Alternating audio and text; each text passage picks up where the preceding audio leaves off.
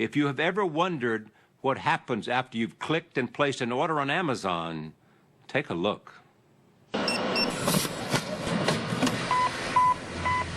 If there's such a thing as Santa's workshop, this would be it. A 1.2 million square foot distribution center the size of more than 20 football fields, gearing up for the holiday shopping season. There are 96 of these warehouses worldwide, what Amazon calls fulfillment centers. Tomorrow, on what is known as Cyber Monday, it is expected that more than 300 items a second will be ordered on Amazon.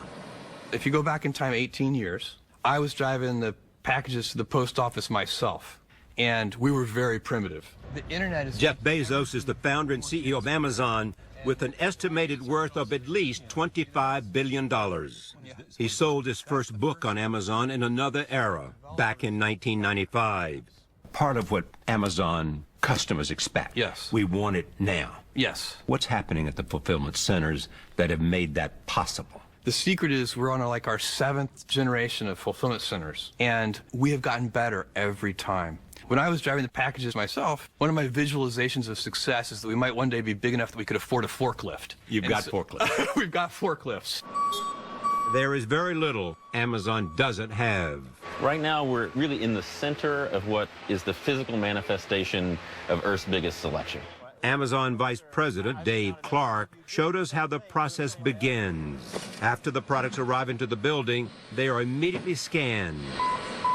The products are then placed by stackers in what seems to outsiders as a haphazard way. A book on Buddhism and Zen resting next to Mrs. Potato Head. Here's what I want to know. This is a Swiffer, all right? Yeah. It's sitting next to the Encyclopedia of World History. That doesn't make any sense to me. Does it make sense to you? It does. What?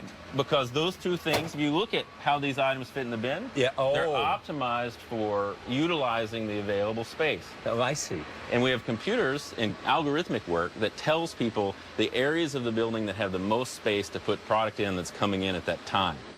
Amazon has become so efficient with its stacking, it can now store twice as many goods in its centers as it did 5 years ago.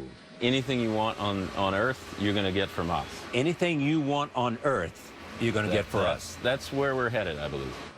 Once your order's placed, a so-called pick ambassador walks the aisles, plucking and scanning your items before placing them in bins.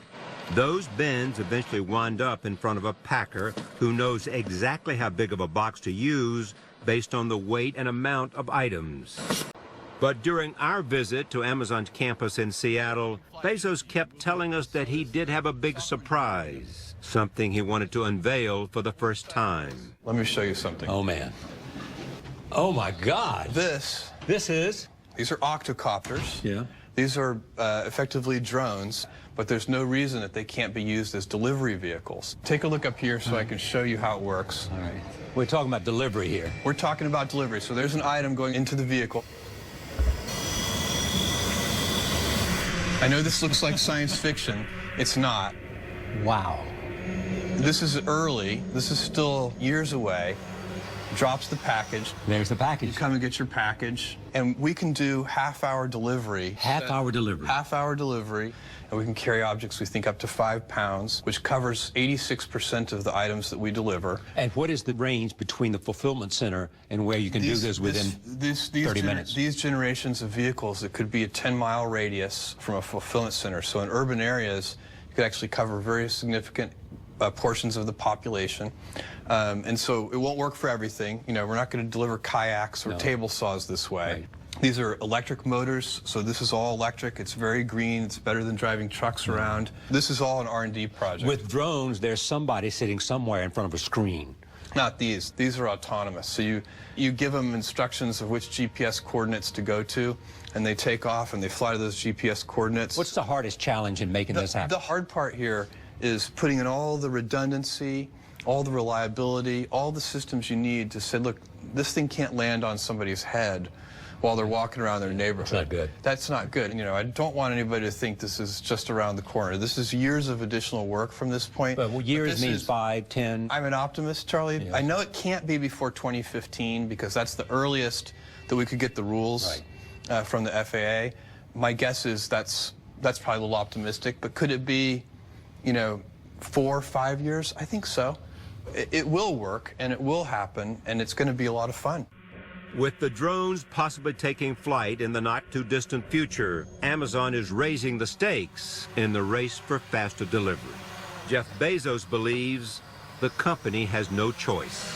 Companies have short lifespans, Charlie, and Amazon will be disrupted one day. And you worry about that? I don't worry about it because I know it's inevitable. Companies come and go, and the companies that are the shiniest and most important of any era, you wait a few decades and they're gone. And your job is to make sure that you delay that date. I would love for it to be after I'm dead.